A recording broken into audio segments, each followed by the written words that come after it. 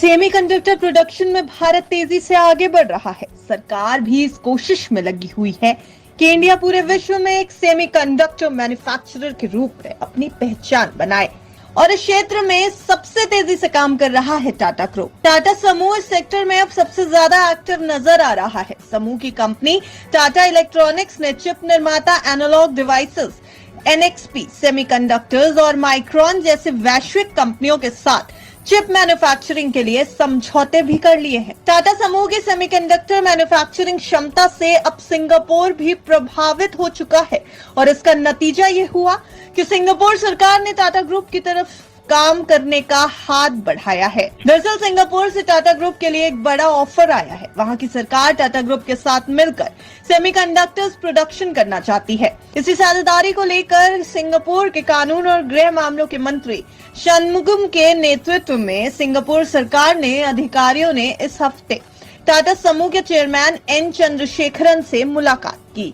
Semiconductor development के अलावा Singapore Bharat सरकार के साथ skill development, digital technique, business park और सोलर एनर्जी के क्षेत्र में भी साझेदारी करने की कोशिश में है। अब देखा जाए तो सिंगापुर भी टाटा समूह के लिए एक अहम बिजनेस डेस्टिनेशन है। सिंगापुर एक ऐसा देश है जहां टाटा ग्रुप की करीब 50 सालों से गहरी और लंबी उपस्थिति है। कारों और टेलीकॉम उपकरणों से लेकर कई प्रोडक्ट्स में इस्तेमाल होने वाले सेमीकंडक्टर्स की आपूर्ति सुनिश्चित करने का प्रयास भारत लगातार कर रहा है और भारत सरकार देश को ग्लोबल सेमीकंडक्टर हब के रूप में स्थापित भी करना चाहती है।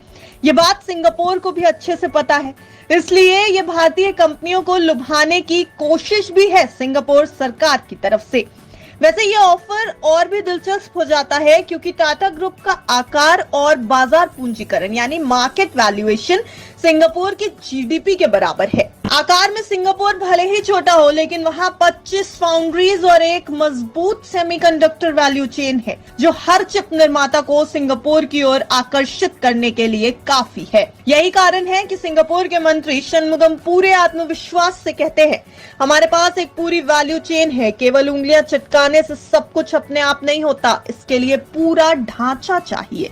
हाल ही में भारत सिंगापुर मंत्री स्तरीय राउंड टेबल में भी सिंगापुर के सेमीकंडक्टर बिजनेस पर चर्चा हुई थी। तब षणमुगम ने कहा था, यदि टाटा समूह चाहे तो दुनिया में कहीं भी व्यापार कर सकता है, लेकिन मुझे लगता है कि वो सिंगापुर को एक महत्वपूर्ण साझेदार के रूप में चुनेंगे।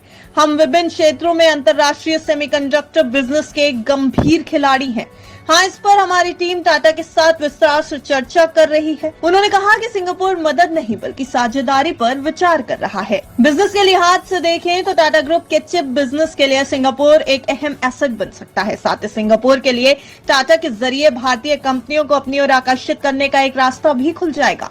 लेकिन अब टाटा ग्रुप की तरफ से इस ऑफर पर क्या फैसला लिया जाता है, वो आने वाले समय में देखने वाली बात होगी।